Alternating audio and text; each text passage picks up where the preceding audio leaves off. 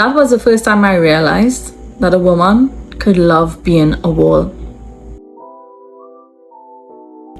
Hi there, my name is Nadja Nabbie, and today I will be reading for you an excerpt from my story, We Who Live in Walls. It's the opening of the story, and I do hope that you really enjoy it.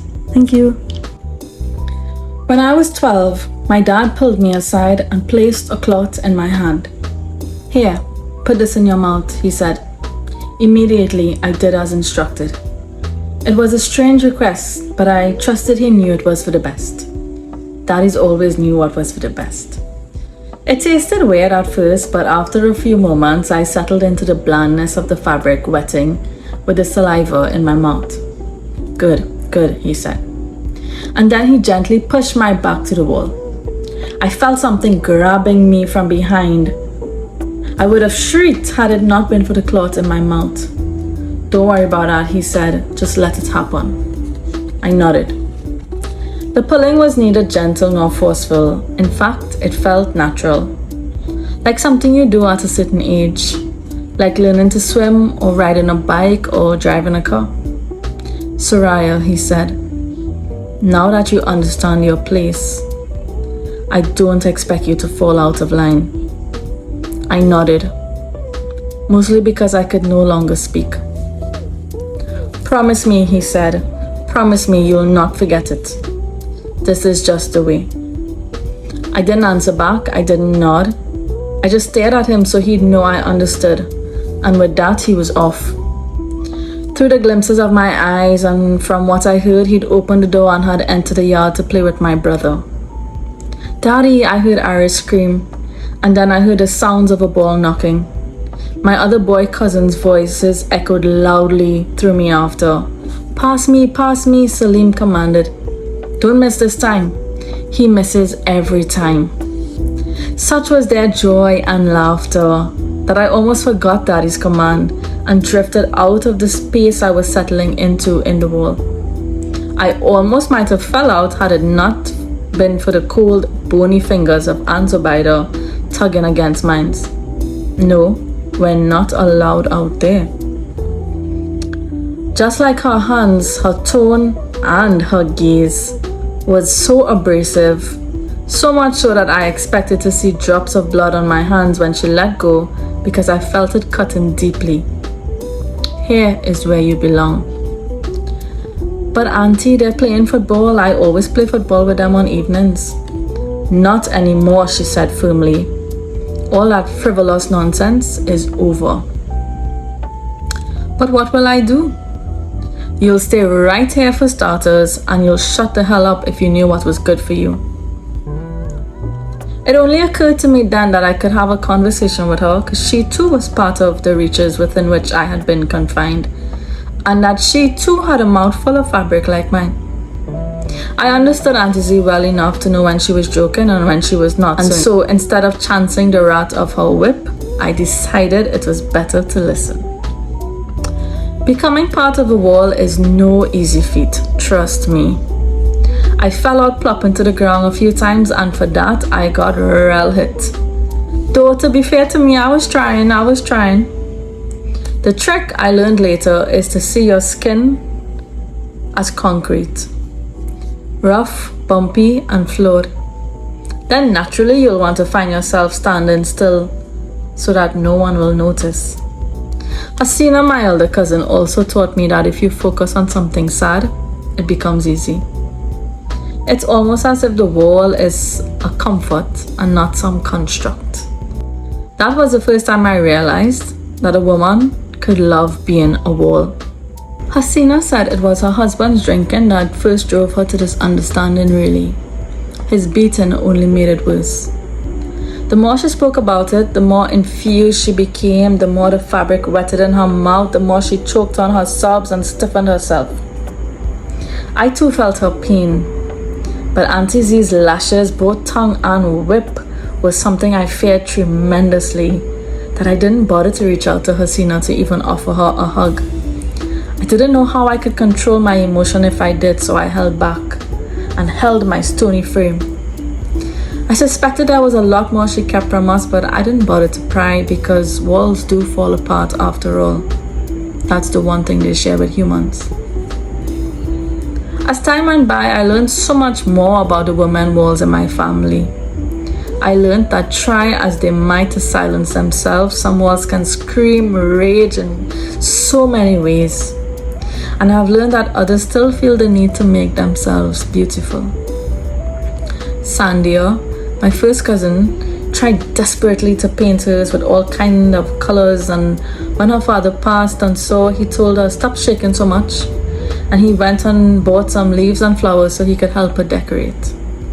I could tell Uncle Ray was a little different to my daddy for that, but I didn't think he didn't mind that she prettied up because she was home and no one could see. And he realized it would make her fret less for what she was going through.